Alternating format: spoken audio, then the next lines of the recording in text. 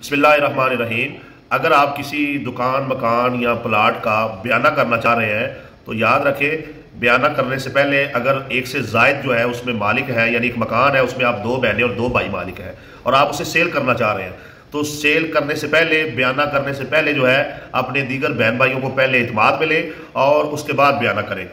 एक भाई ने दूसरे बहन भाइयों को इत्माद में लिए बगैर जो है वो बयाना कर लिया और बाद में अब वो पशेमान हो रहा था कि अब मैं क्या करूं, मेरे दीगर बहन भाई जो है वो मान नहीं रहे और ख़रीदार कहता है कि मैंने सारा मकान लेना है और मेरे बहन भाई कहते हैं कि तुम अपना हिस्सा जो है वो बेच लो।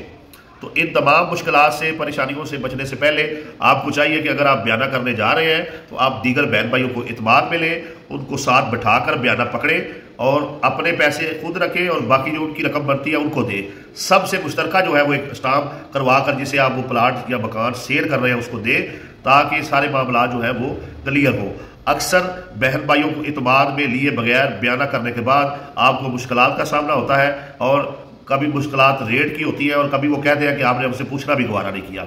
यानी इसमें इंसान का जिद्दीपन भी आ जाता है और वो कहता है जी मैं मालिक हूँ, आपने पहले मुझे पूछा है ये चीज़ सेल करने से पहले। दूसरी बात यह है कभी रेट का जो है वो नहीं बन पाता। आपने एक मकान 60 लाख में सेल कर दिया, वो कहते हैं जी हम 70 लाख के हिसाब से पैसे लेंगे, तो अब 10 लाख जो ऊपर वाला है उसके जो उनका हिस्सा बनता है आपने अपनी जेब से तो डाल के नहीं देना। इसलिए ज़रूरी है कि आप पहले अपने बहन भाइयों को और दीगर जो भी आपका दोस्त है, रिश्तेदार है, कोई भी है, मुश्तरका ज़मीन में, मुश्तरका प्लाट में, मुश्तरका मकान में उस दूसरे फ़र्द को इत्माद में ले और उसके बाद जो है वो बयाना करें, ताकि आप अपनी जो वायदा कर रहे हैं वो भी मुकम्मल हो सके और आपकी इज्जत पर भी कोई हर्फ ना आए और माशरे में आप एक अच्छे और ईमानदार और वादे और वायदे के पाबंद इंसान से जाने जाएं।